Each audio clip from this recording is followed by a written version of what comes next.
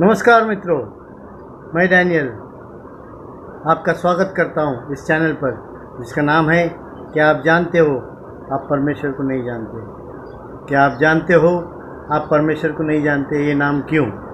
ये इसलिए कि बहुत सारे प्रचारक इस संसार में प्रचार करते हैं वचनों के द्वारा और वचनों के बारे में बताकर अपने मनों को सोच और विचारों से मिलाकर पेश करते हैं और बहुत सारे संसार में लोगों को गुमराह करते हैं। उसी का एक भाग है पवित्र आत्मा, जो सारे प्रचारकों में एक नासमझी की कारण है। परंतु मैं डैनियल मसीह की कलीसिया से पूरा यत्न करता हूँ या प्रयत्न करता हूँ कि वचन के द्वारा, वचन के हिसाब से पूरी तरह से परमेश्वर पर अधीन रहकर और परमेश्वर पर भरोसा कर कर पवित्र आत्मा के बारे में सिखाना चाहता हूँ। पहले भाग में मैंने सिखाया था पवित्र आत्मा के काम सुसमाचार के काल में, यीशु के जीवन के काल में। फिर इस भाग में जो कि दूसरा भाग है, इसमें हम जानेंगे पवित्र आत्मा के काम शुरुआत के नया नियम में, यानी कि जो वादा यीशु मसीह उन 11 चेलों के साथ किया था। उन्हें कहा था बेतनी से यरूशलेम को पहुंचने के लिए, और यरूशलेम पहुंचने के बाद वहां से प्रचार का शुरुआत किया जाए, वहां से मन फिराव का प्रचार किया जाए, वहां से सब बातों की नए नियम की शुरुआत हो।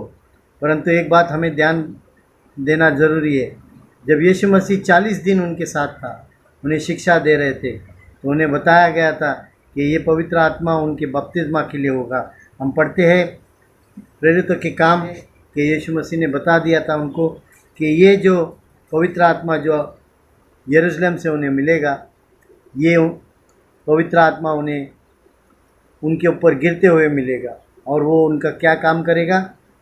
प्रेरितों 1 अध्याय उसके 5वें आयत में हम पढ़ेंगे, क्योंकि यूहन्ना ने तो पानी में बपतिस्मा दिया है, परंतु थोड़े दिनों के बाद तुम पवित्र आत्मा से बपतिस्मा पाओगे। ये यीशु मसीह उन 11 चेलों को इस समय कहता है। 40 दिन की उस शिक्षा में उसने बहुत सी बातें उनको समझाया, पुराना नियम से बातों को समझा के उनके मन को खोला, पुराने नियम से भविष्यद्वक्ता मूसा के द्वारा उन सब बातों को समझाया उन 11 चेलों को, और अंत में उन पर पवित्र आत्मा फूका। जो पवित्र आत्मा बेतनी गांव से लेके यरूशलेम गांव तक उनके साथ रहेगा, और जहाँ भी वो प्रचार करेगा, जिनके पाप क्षमा किए जाएंगे वो क्षमा हो जाएगा, जिनके पाप रख दिए जाएंगे वो रह जाएंगे। यानी जो व्यक्ति 12 से 16 लोग के थे बेतनी गांव से निकलते हुए, जब यरूशलेम में पहुंचा वो 120 हो गए। ये पहले भाग में हमने इसके बारे में जानकारी ली। इस भाग में हम देखेंगे पेंतुकोस के दिन जो वादा यीशु मसीह ने लूक 24वां आयत में 45 से लेके 49 तक बातें किए थे, वादा किया था, जो पवित्र आत्मा पिता की ओर से वो लेकर उंडेलेगा, वो यरूशलेम में उनको मिलेगा और उनको यरूशलेम जाना है। एक सबत का चाल था वहाँ यरूशलेम पहुँचने के लिए, और जब वो यरूशलेम में पहुँचा तो वहाँ पर प्रेरितों 2 अध्याय में सिखाता है कि वो पवित्र आत्मा से भर गए। मतलब अभी यहाँ हम देखते हैं प्रेरितों 2 अध्याय 1 से पढ़ेंगे। जब पेंतकोस्त का दिन आया तो वे सब एक जगह इकट्ठे थे। सब का मतलब है वो 11 चेले थे, प्लस प्रेरितों 1 अध्याय में जब हम पढ़ते हैं 12वां चेला भी जोड़ दिया गया। तो वादा के मुताबिक, यीशु के वादे के मुताबिक पूरे 12 चेलों को वो वादा किया गया था, और वो 12वां चेला था मत्तई। जब जुड़ा गया तो यहाँ पर पेंतकोस्त का दिन लिखा है आया, तो वे सब एक जगह इकट्ठा थे। 12 चेले एक जगह इकट्ठा थे। एकाएक आकाश से बड़ी आंधी की सी सनसनाहट का शब्द हुआ, और उससे सारा घर जहाँ वे बैठे थे गूंज गया। वह स्त्री और उन्हें आग की सी जीभें फटती हुई दिखाई दी, और उनमें से हर एक पर आ ठहरा। उनमें से हर एक, उनमें से मतलब उन 12 में से हर एक पर आ ठहरा, उन 12 में ही आया है। ये हम साबित करेंगे। प्रेरित तो 2 अध्याय पढ़ते समय हमें जानना है कि जो पवित्र आत्मा का वादा किया गया था यीशु मसीह के द्वारा उन 11 चेलों के समय में, वो 12वां जो एक प्रेरित तो 1 अध्याय में मत्ती को जोड़ा गया था, वो भी उस वादे के अंदर आता है और वो उन 12 को दिया गया है यहाँ पर पेंतुकोस्त के दिन, और वे सब पवित्र आत्मा से भर गए। वो 12 चेले पवित्र आत्मा से भर गए और जिस प्रकार आत्मा ने उन्हें बोलने की सामर्थ्य दी, वे अन्य अन्य भाषा बोलने लगे। देखिए यहाँ पर यही प्रेरितों की 2 अध्याय संसार में सभी प्रचारक के अंदर गैर समझ या ना समझिए। कोई कहता है ये पवित्र आत्मा 120 लोगों को मिला, कोई कहता है ये पवित्र आत्मा सब जहाँ वे लोग थे सबको मिला, यानी कि वहाँ 5000 से अधिक भीड़ थी, उनमें से 3000 लोगों ने कबूल किया। तो हम इसे गहराई से देखेंगे, क्या ये सबको मिला, क्या ये 120 को मिला, क्या सिर्फ 12 को मिला। तो जानने के लिए हम ये समझना जरूरी है वादा किसे किया गया था, सबको किया गया था या 120 को या फिर 12 को। यहाँ हम देखते हैं ये वादा सिर्फ उसके प्रेरित को किया गया था और उन्हें जेरूसलम पहुँचना था, और जेरूसलम पहुँचने के बाद वो वादा पूरा हो गया।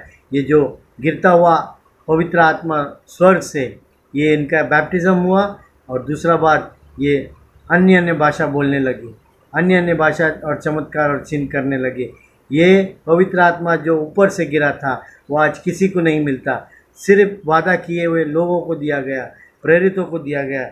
इसी कारण प्रेरितों ने वहाँ पर 12 लोग ने अचानक अन्य अन्य भाषा बोलने लगे, जो वो कभी जीवन में सीखा नहीं, उन भाषाओं को बात करने लगे।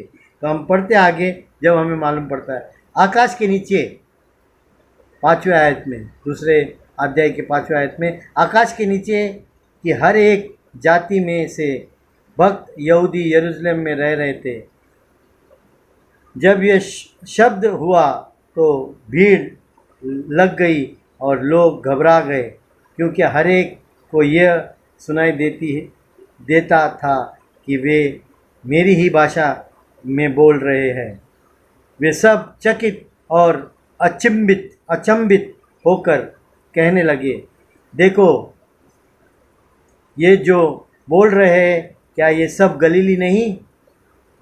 तो फिर क्यों हम में से हर एक अपनी अपनी जन्मभूमि की भाषा सुनते हैं? देखिए साफ है यहाँ पर 12 पे इसलिए गिरा कि हम जानते हैं वो भीड़ में कुछ आश्चर्यपूर्ण काम दिखा उनको कि ये 12 लोग हमारी भाषा बोल रहे हैं। और फिर ये भीड़ भी कहता है, क्या ये लोग गलीली नहीं? इनको तो एक ही भाषा आता है, या तो यहूदी भाषा आता है या तो यूनानी भाषा आता है, ग्रीक वर्ड, या तो हिब्रू भाषा आता है। तो ये गलीली लोग किस तरह हमारे जन्मभूमि की भाषा में बात कर रहे हैं? इससे साफ जाहिर होता है कि सब पर वहाँ पर नहीं गिरा, जिस पर वादा किया उस पर ही गिरा। और सारे प्रमाण हैं, हम जब आगे पढ़ते हैं, हम जो यहाँ पर लिखा है 8 में हम पढ़ते हैं, तो फिर क्या हम में से हर एक अपनी अपनी जन्मभूमि की भाषा सुनता है? देखिए जो भीड़ में लोग आपस में बातें कर रहे, कह रहे ये तो हमारी जन्मभूमि की भाषा बोल रहा है, ये तो सिर्फ एक गलीली लोग है जो यहूदी भाषा बोल सकता है या यूनानी भाषा बोल सकता है। हमारी भाषा, इससे साफ है कि यहाँ पर सिर्फ 12 पे गिरा है। आगे हम पढ़ते हैं, यहाँ पर यहूदी लोग ही नहीं थे, बहुत सारे अन्य जाति भी थे। यहाँ पर 9 से हम 11 में उसको पढ़ते हैं। हम जो पारती और मेदी और एलामी और मेसोपोटामिया और यहूदिया और कपुदिकिया और पुंतुस और आशिया और फ्रुगिया और पंपुलिया और मिस्र और लीबिया देश जो कुरने के पास है, इन सब देशों के रहने वाले और रोमी प्रवासी भी है, अर्थात यहूदी और यहूदी मत धराने करने वाले क्रेती और अरबी भी है, परंतु अपनी अपनी भाषा में उनमें उनसे परमेश्वर के बड़े बड़े कामों की चर्चा सुनते हैं। उनसे मतलब उन 12 से। देखिए, ये अरबी लोग भी वहाँ अरबी भाषा भी बोलने लगा होगा, हम नहीं जानते, बाइबल नहीं कहता, परंतु ये सब आश्चर्य लोग देख रहे भीड़ में से और सुन रहे कि उनकी भाषा में प्रचार हो रहा है। और आगे क्या लिखता है, यह क्या हो रहा है, ये भी आश्चर्य थे सब लोग, अरबी लोग। 11 जब 9 से 11 तक पढ़े, ये सब आश्चर्य हो रहे, ये क्या हो रहा है। परंतु दूसरे ने ठट्ठा करके कहा, वे तो नई मदिरा के नशे में चूर है। यानी कि बाकी के भीड़ में से कुछ लोग एक अलग सोच लाए। एक ने कहा कि तो नई मदिरा के नशे में, यानी कि ये गलीली लोग सुबह के समय में नई मदिरा के नशे में। परंतु तब 14 में कहता है, तब पतरस और 11 के साथ, पतरस उन 11 के साथ खड़े हुआ और ऊंचे शब्द से कहने लगा, हे यहूदियों और हे यरूशलेम के सब रहने वालों, ये जान लो और कान लगाकर मेरी बात सुनो। जैसे तुम समझ रहे हो, ये लोग नशे में नहीं है, क्योंकि अभी तो पहर ही दिन चढ़ा है। यानी कि तीसरे पहर, पहला पहर इस 6, 7, 8, 9, तीसरा पहर इस 9 बज गया सुबह के। और यहूदी लोग सुबह सुबह कभी नहीं पीते। तो ये बात स्पष्ट कर दिया पतरस और 11 ने। सवाल ये उठता है, जब सबको अगर मिला है पवित्र आत्मा, तो क्यों पतरस और सिर्फ 11 खड़े होकर अपने आप का निर्दोष कि वो पिया नहीं है, कि वो मतवाला नहीं है, वो नशे में नहीं पर होश में है। और आगे क्या कहता है, जैसे तुम समझ रहे हो ये लोग नशे में नहीं है, क्योंकि अभी तो पहर ही दिन चढ़ा है। परंतु यह वो बात है जो योएल भविष्यद्वक्ता के द्वारा कही गई है। ये वो बात है, अभी याद दिलाता है पतरस, पवित्र आत्मा जो उसको मिला है ऊपर से, जिसमें उनका बपतिस्मा हुआ और वो अन्य भाषा बोला है, और लोगों ने उनको इल्ज़ाम लगाया कि वो पिए हुए हैं, तभी ऐसा बात करते, मतवाला में पन में इस तरह की बातें करते। पर लोगों ने भाषा समझा, सुना वो जो पतरस और 11 ने कहा था, तभी उनको कहा कि ये पिए हुए जो लोग नहीं समझ पाए। तो पतरस को अपने ऊपर जो इल्ज़ाम है उसको साफ़ करना था। यदि सब पर गिरा होता तो क्यों इल्ज़ाम आ ही नहीं पाता, कोई इल्ज़ाम ही नहीं लगा पाता। ख्यालों में भाषाएं बोलते रहते, तो सुनने वाला कौन हो सकता था। कभी भी प्रचार हो तो सुनने वाला भी हो, और सुनने वाला हो तो विश्वास करने वाला भी वहाँ पर पैदा होता है। तो हम आगे देखते हैं 17 आयत में, परमेश्वर कहता है योएल की भविष्यवाणी कि अंत के दिनों में ऐसा होगा कि मैं अपने आत्मा सब मनुष्यों पर उंडेलूँगा। इसी बात को लेकर बड़े बड़े प्रचारक शिक्षक कहते हैं यहाँ सबको पवित्र आत्मा का दान मिला, परंतु नहीं, हमें समझना होगा यीशु जब जीवित था, जो वादा उसने 11 को किया था, वो वादा 12वां जुड़कर मिलकर वो वादा पूरा यीशु मसीह ने यरूशलेम से किया था।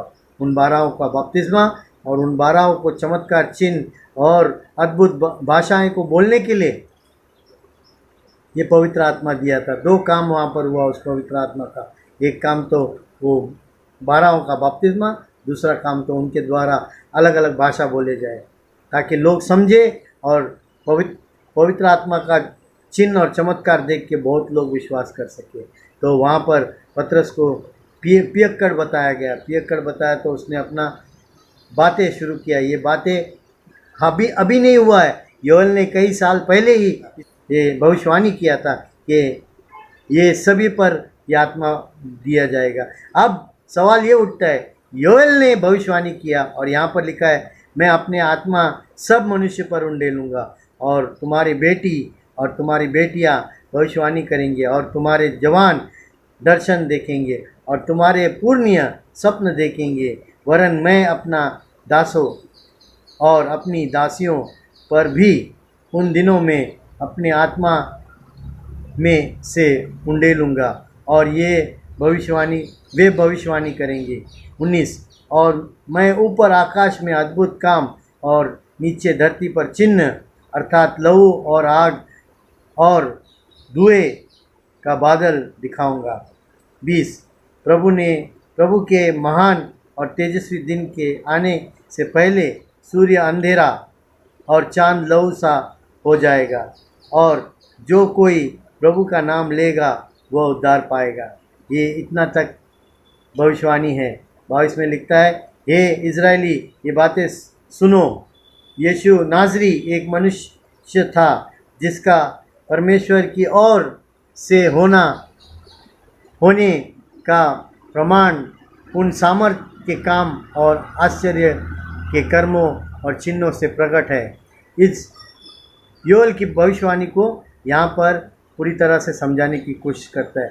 यीशु का समय ऐसा था, परमेश्वर की ओर से था, और यीशु का प्रमाण उन सामर्थ्य के कामों और आश्चर्य के कामों और चिन्ह के से प्रकट है जो परमेश्वर ने तुम्हारे बीच उसके द्वारा कर दिखाए, जिससे तुम आप ही जानते हो। बहुत लोग यीशु के बारे में वहाँ पर थे, वो जानते थे, इज़राइल के लोग।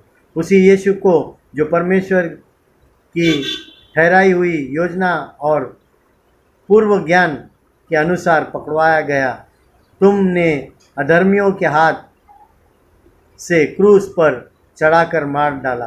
देखिए, इस क्रूस पर चढ़ा के मार डाला का याद जो पतरस ने दिलाया, किस को मेल खा के दिलाया? यहाँ पर योएल भविष्यद्वक्ता का मेल खाकर दिखाया। देखिए, उस समय जब यीशु मसीह मरा, जब क्या हुआ था? दिन में अंधेरा हुआ था, जो इसके बारे में लिखा है। ये इंसान के बारे में लिखा है कि परमेश्वर की ओर से था। 17 से लेकर 18, 19 ये सब यीशु के समय के भविष्यवाणी के बारे में बात की गई। उसी यीशु को जो परमेश्वर की ठहराई हुई योजना और पूर्व ज्ञान के अनुसार पकड़वाया गया, तुमने अधर्मियों के हाथ से क्रूस पर चढ़ा कर मार डाला। परंतु उसी को परमेश्वर ने मृत्यु के बंधनों से छुड़ाकर जिलाया, क्योंकि यह अनहोना था कि वह उसे वश में रहता। यह अनहोना था कि वह उसके वश में रहता, क्योंकि 25 दाऊद उसके विषय में कहता है। अब दाऊद के बारे में कहता है। अब सवाल ये उठता है, योएल की भविष्यवाणी में तो लिखा है ब्रदर कि सब मनुष्य पर उंडेलेगा। हाँ, मैं मानता हूँ। सब मनुष्य का मतलब क्या होता है? सब मनुष्य का मतलब होता है एक यहूदी, एक यूनानी। हम देखते हैं इसी तरह के पवित्र आत्मा जो ऊपर से गिरा, हम देखते हैं कोर्नेलियस के घर में। वो कौन लोग थे? वो अन्य जाति थे। यहाँ पर जो 12 कौन लोग हैं? यहूदी है। तो यहूदी और अन्य जाति मिलकर सब लोग आने वाले दिन में, वो लिखता है क्लियरली, आने वाले दिनों में अंत के दिनों में, यानी कि एक आने वाले दिनों में ऐसा होगा, यानी कि आने के समय में ऐसा होगा कि मैं यहूदी पर उंडेलूँगा और अन्य जाति पर। ये दोनों मिलकर सब मनुष्य होता है, यहूदी या अन्य जाति। आगे हम जैसे पढ़ते रहेंगे हमें समझ में आएगा। यहाँ पर क्लियर है कि हम जानते हैं यीशु ने 12 को वादा किया और 12 को के द्वारा ही अन्य भाषा बोले। बहुत लोग आश्चर्य रह गए, बहुत लोग समझ नहीं पाए, तो उन्होंने कहा ये तो मतवाला है, ये तो पिया हुआ है। तो पतरस और 11 क्यों उठकर उसका खुलासा किया कि हम दोषी नहीं है। अब तो सुबह के सिर्फ 9 बज चुके हैं। इंग्लिश बाइबल में लिखा है सुबह के सिर्फ 9 बजे। ये पहला पहर है। पहला पहर होता है 6 बजे सुबह से 9 बजे पहला पहर, यानी कि 9 बजे का वक्त है। सुबह सुबह हम नहीं पीते हैं। और पौलुस के पत्र में भी लिखा है इसके बारे में। पहला तेसलोनिका 5:7 में भी पौलुस ने यहूदियों को इस रिवाज को अच्छी तरह से जाना, इसलिए उसने क्या लिखा है? पहला तेसलोनिका 5वां अध्याय और उसके 7 आयत में हम पढ़ते हैं, क्योंकि जो सोते हैं वे रात ही को सोते हैं, और जो मतवाले होते हैं वे रात ही को मतवाले होते हैं। देखिए, वो जानता था कि रात ही में यहूदी लोग मतवाले होते थे। तो इसीलिए यहाँ पर पतरस को ये साबित करना था कि दिन के सिर्फ 9 बजे है, हम लोग मतवाला नहीं होते, कोई भी यहूदी मतवाला नहीं हो सकता। तो इसलिए यहाँ पर पौल ने भी उन यहूदियों के बारे में जाना है कि यहूदियों का रिवाज क्या है। पहला थिस्सलुनीक में एक उदाहरण के तौर से बात किया कि राती में मतवाला होते थे। तो हम देखते हैं दूसरे प्रेरितों के दूसरे अध्याय में जो भविष्यवाणी की बातें हुई है, वहाँ पर आने वाले दिन में हर एक लोगों को मिलेगा। पहला सबसे जो वादा किया यरूशलेम से मिलना, वो प्रेरितों को मिलना था, वो मिल गया। और फिर हम देखते हैं 2 उदाहरण हैं प्रेरितों के अध्याय में। एक तो प्रेरितों 2 अध्याय में वो पवित्र आत्मा का गिरना हुआ, और एक दूसरा प्रेरितों 10 अध्याय में एक अन्य जातियों के ऊपर पवित्र आत्मा उंडेलना हुआ। यानी गिरना या उंडेलना ऊपर से डायरेक्टली, ये सिर्फ 2 जगह पे हुआ। और जब वहाँ पर हुआ तो भविष्यवाणी पूरा हुआ जो योएल ने कहा था, ये भविष्यवाणी जो सब मनुष्य को पवित्र आत्मा का दान मिलेगा। हाँ, वहाँ पर हुआ। पर क्या ये अभी उंडेलना जो उतरना है, पवित्र आत्मा ऊपर से गिरता है, आज के दौर में होता है? हम इसलिए तो काल के अनुसार पढ़ते हैं। पहले भाग में हमने यीशु के काल में या जीवन में, सुसमाचार के काल में हमने पढ़ा है पवित्र आत्मा का काम। इस भाग में, दूसरे भाग में हम 2 उदाहरण लेंगे जिसमें हम देखते हैं पवित्र आत्मा का गिरना या पवित्र आत्मा उंडेल देना, वो स्वर्ग से, उसके बारे में। तो ये वादा किया गया पवित्र आत्मा जो यहाँ पर उंडेला है, ये सिर्फ 12 के ऊपर गिरा है। 12 के ऊपर क्यों गिरा है? क्योंकि बहुत सारे कारण हैं। सवाल ये उठता है कि योएल की भविष्यवाणी के द्वारा सब जातियों को कब मिला? पहले तो हम देखते हैं 12 चेलों को जो यहूदी था, और फिर हम देखते हैं प्रेरितों के 10वां अध्याय में जो अन्य जाति थे उनको भी मिला है। कुरनेलियुस के घराने और कुरनेलियुस के घर में जितने लोग आए थे सब अन्य जाति थे, उन पर भी वही पवित्र आत्मा उंडेला गया। और पतरस ने इस बात को जाना, और जब पतरस ने जाना तो हम पढ़ते हैं वहाँ से कि पतरस को क्यों वो बड़ा सा एक चादर उसके ऊपर किस्म के अशुद्ध जानवर भेजा गया था, जिसे पतरस ने अशुद्ध कहा। परमेश्वर ने कहा जो मैंने शुद्ध ठहराया है वो कभी अशुद्ध नहीं होता। ये शिक्षा देने के लिए कि तू अन्य जाति को अशुद्ध मत समझ और यहूदी को शुद्ध मत समझ, दोनों मेरे लिए एक बराबर है, एक समान है। ये एक शिक्षा देने के लिए कहा था। पवित्र आत्मा अन्य जाति पे गिरा। हम प्रेरितों के 10वां अध्याय के 44वां आयत से पढ़ते हैं। वहाँ पर लिखा है, पतरस ये बात कह ही रहा था कि पवित्र आत्मा वचन के सब सुनने वालों पर उतर गया आया। देखिए कहाँ गिरा पवित्र आत्मा? कुरनेलियुस के घर में। किस पर? सब सुनने वाले, जिन्होंने भी वहाँ पर सुना, उन सब सुनने वालों के ऊपर पवित्र आत्मा गिरा। और किस तरह से पतरस ने इस बातों को पहचाना?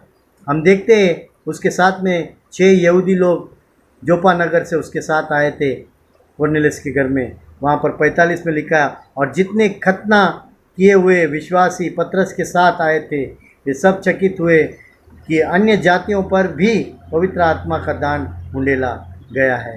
वो जानते थे कि शुरुआत में 12 पर गिरा जो यहूदी था, और वो यही समझते थे यहूदी लोग कि ये सिर्फ यहूदी के लिए, पर वो भूल गए योएल भविष्यद्वक्ता का भविष्यवाणी जो सारे जातों पर गिरना आवश्यक है, यहाँ पर वो पूरा हुआ। यहाँ पर हम देखते हैं पतरस भी अपने मन में ये ख्याल लाया। उसने जब वो कालीन जब उसके पास 3 बार के बाद ऊपर उठाया गया, उसके बाद जब कुरनेलियुस के घर में आया, जब उसको 34वां आयत में समझ गया कि वो कालीन किस लिए था। 34वां आयत 10वां अध्याय में पढ़ते हैं, तब पतरस ने कहा, अब मुझे निश्चय हुआ कि परमेश्वर किसी का पक्ष नहीं करता। यहाँ उसे समझ में आया जब उसने कुरनेलियुस के घर पे आया।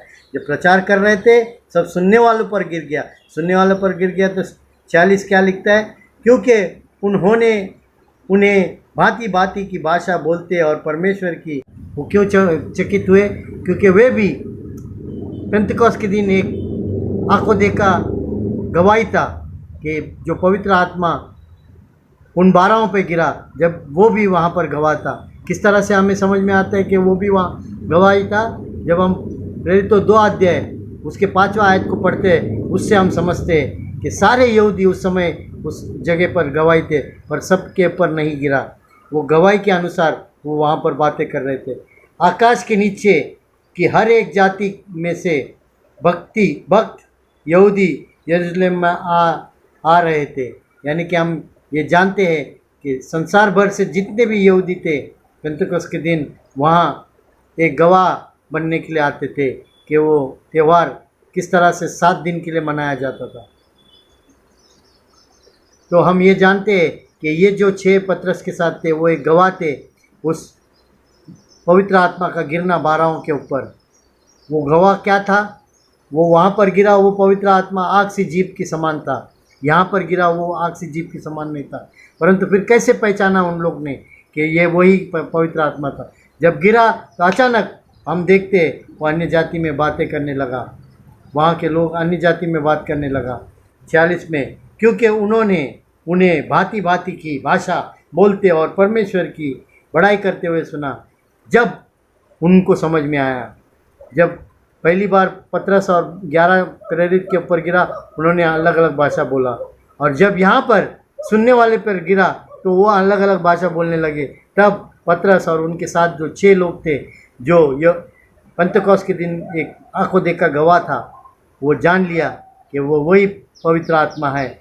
क्योंकि 46 में उन्होंने उन्हें भांति भांति की भाषा बोलते और परमेश्वर की बड़ाई करते हुए सुना। इस पर पतरस ने कहा, क्या कोई जल की रोक कर सकता है कि ये बपतिस्मा न पाए?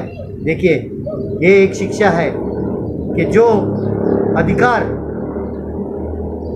यीशु ने पतरस को दिया, वो अधिकार वो वापरा और कहा कि अन्य जाति को जो पवित्र आत्मा पहले से ही मिला, परंतु उन्हें बपतिस्मा की आवश्यक है।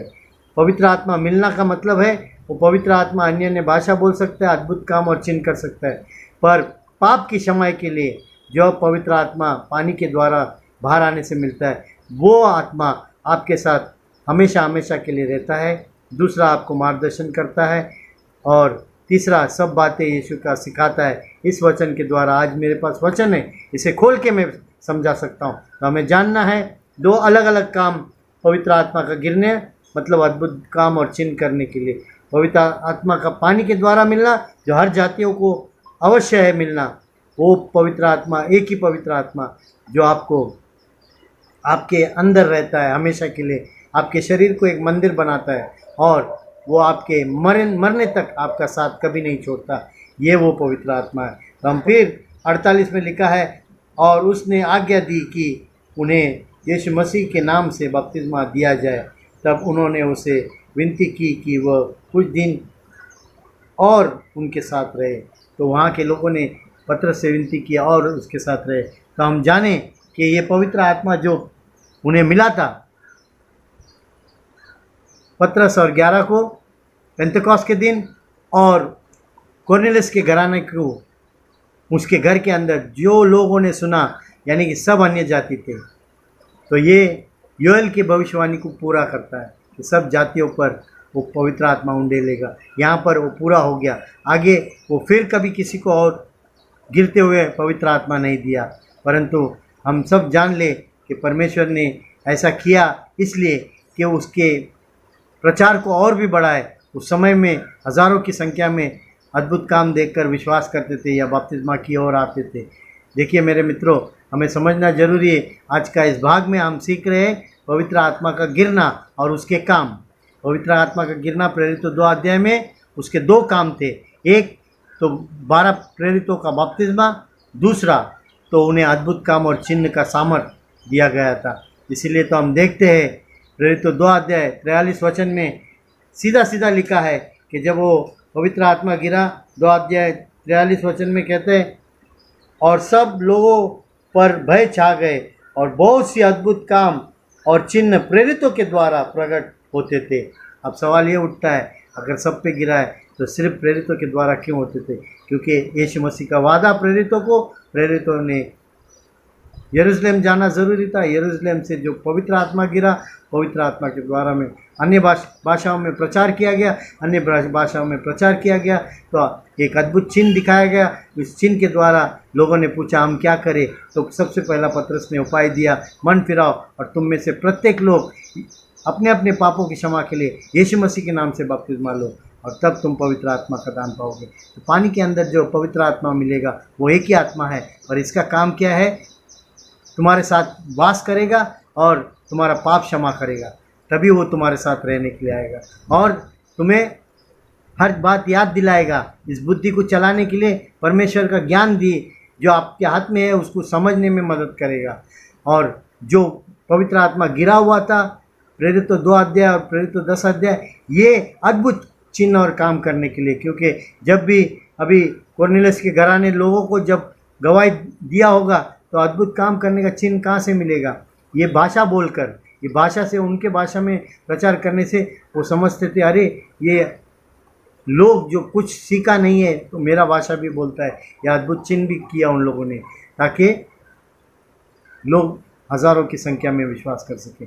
इसलिए मेरे भाइयों, ये जानना जरूरी है कि इस भाग में मैंने पवित्र आत्मा का गिरना स्वर्ग से उसके बारे में बताया, एक यहूदियों के लिए, एक अन्य जातियों के लिए, और ये दोनों मिलाकर योएल भविष्यद्वक्ता का पूरा भविष्यवाणी पूरा हो जाता है। वहाँ पर पूरा होने के बाद हम आगे देखते हैं ये जो पानी के द्वारा पवित्र आत्मा मिला उसके क्या काम है।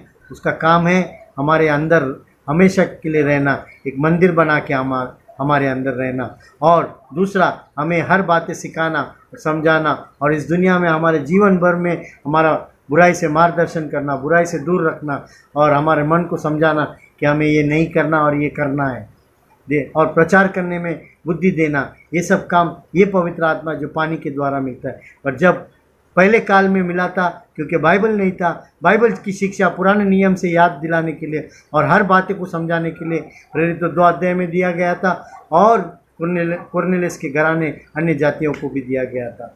तो मेरे भाइयों, आज का ये भाग मैं यहीं पर समाप्त करता हूँ। आने वाले भाग में और भी बातें बताऊँगा कि बपतिस्मा के द्वारा जो आत्मा मिलता है उसका क्या क्या काम है, और आने वाले भाग में मैं ये भी बताऊंगा कि लोग पवित्र आत्मा से परिपूर्ण होने के लिए, भरने के लिए पुकारते हैं, चिल्लाते हैं कलीसिया में, भर जा भर जा भर जा, पर इस तरह से नहीं मिलेगा। पाप की क्षमा भी इस तरह से नहीं। हम याद रहे, पवित्र आत्मा कई भागों में पहले उन्हें मिला, फिर भी उन्हें बपतिस्मा लेना पड़ा, और एक बार तो उन्हें बाद में मिला, फिर भी उन्हें बपतिस्मा लेना पड़ा। जैसे कि पौलुस के काल में, जब हम आगे पढ़ेंगे उसको, आगे हर भाग में मैं हर एक पवित्र आत्मा के भागों को ले आऊँगा और उसे समझाने की कोशिश करूँगा। मैं यही विनती करता हूँ, बड़े ईमानदारी से और सच्चाई से आप इसे ग्रहण करो। खाली मेरी बातों को मत सुनो, क्योंकि मैं एक मानव हूँ, मुझसे भी गलती हो सकता है। जो भी वचन स्क्रीन पे आएगा उसे ध्यान से पढ़ना, और 1-2 वचन आया तो उसके पूरे वचन या अध्याय को पढ़ लेना और समझ लेना कि मैंने जो भी बात कहा वो गलत है, तो मुझे अपने कमेंट सेक्शन में लिखना और मुझे सही करना। और मैं यही समझता हूँ, जो कुछ भी परमेश्वर ने मुझे सिखाया मैं बुद्धिमान बना, नहीं तो मैं परमेश्वर की नज़र में एक मूर्ख हूँ। मैं यही जानता हूँ कि परमेश्वर मुझे जाने, मैं परमेश्वर को जानना जरूरी नहीं। मुझे वचन दिया है परमेश्वर को जानने के लिए, समझ दिया है सही से समझने के लिए। तो मैं इस वचन के द्वारा अगर परमेश्वर को जानूंगा तो परमेश्वर मुझे जानता है। यदि मैं अपने मन से जानूंगा तो मत्ती 7 अध्याय 21 से 23 हम सब विश्वासियों के लिए लिखा गया है। उस समय लोग कहेंगे मैं तेरे नाम से ये किया वो किया, बड़े बड़े अद्भुत काम किए, तो यीशु मसीह क्या कहेगा? सीधे सीधे मैं तुम्हें नहीं जानते, दूर हो जाओ मेरी नज़रों से। तब हमें फिर नर्क जाना पड़ेगा। इतना साल विश्वास करके हमारा क्या उपयोग होगा? तो अपने मन से या पास्टरों के सोच से मत अपने आप को उद्धार दिलाना, पर वचन पढ़कर समझकर अपने आप का उद्धार करना, क्योंकि उद्धार केवल बपतिस्मा के द्वारा होता है। उद्धार बपतिस्मा के द्वारा क्यों? क्योंकि बपतिस्मा के द्वारा तुम्हारे जीवन की पुस्तक में नाम लिखा जाता है। जब तुम इस जीवन में बपतिस्मा के द्वारा, वो पवित्र आत्मा तुम्हारे साथ जो रहेगा, और जब तुम एक दिन मरकर उस सिंहासन के सामने जाओगे तो परमेश्वर तुम्हें उसी पवित्र आत्मा के दान और छाप के द्वारा पहचानेगा कि इसने मेरी आज्ञा मानी है, अब मैं इसकी सुनूंगा, और निश्चय ही आप स्वर्ग में रहोगे। मैं ये चाहता हूँ कि उसके स्वरूप, परमेश्वर के स्वरूप सभी लोग स्वर्ग में जाए। और बड़ी नम्रता से जाए और वचन को समझ कर जाए और वचन के अनुसार चलकर अपना उद्धार को पूरा करे, क्योंकि हम अपनी ओर से कभी भी परमेश्वर को सही रीति से जान नहीं पाएंगे, क्योंकि इस संसार का शैतान जो है वो ऐसा बुद्धि डालता है मन में अहंकार और घमंड का, जो हम प्रचार के द्वारा अपने आप को बड़ा करते हैं और भूल जाते हैं कि हम अपने मार्ग से भटक गए, और भटक जाने वालों को परमेश्वर नहीं पहचानता। सीधी बात है, तुम जो भी काम किया होगा यीशु मसीह के नाम से, परमेश्वर तुम्हें नहीं जानेगा। परमेश्वर उनको जानेगा जो बपतिस्मा से बाहर होकर प्रेरितों की शिक्षा में रहकर प्रेरितों की शिक्षा के द्वारा उसकी एक ही कलीसिया में मिल जाता है, आत्मिक कलीसिया। तो उस न्याय के दिन में वो पहचानेगा और तुझे स्वागत करेगा अपने राज्य में। धन्यवाद मेरे मित्रों। इस समय में जो महामारी का समय है, मैं आशा करता हूँ सभी परमेश्वर का स्वरूप सुरक्षित रहे, सावधानी बरते और हर तरह से गवर्नमेंट के हर नियमों का पालन करें और प्रार्थना करें कि गवर्नमेंट अपना नियम परमेश्वर के नियम के अनुसार या परमेश्वर की सोच के अनुसार इस लॉकडाउन को खोल दे, ताकि सभी लोग काम धंधा कर सके, 2 वक्त की रोटी मिल सके और सभी लोग वचनों के अनुसार चल सके और परमेश्वर की आराधना कर सके। धन्यवाद। सभी लोग सुरक्षित रहना, यीशु के नाम से मैं ये प्रार्थना मांगता हूँ, आमीन।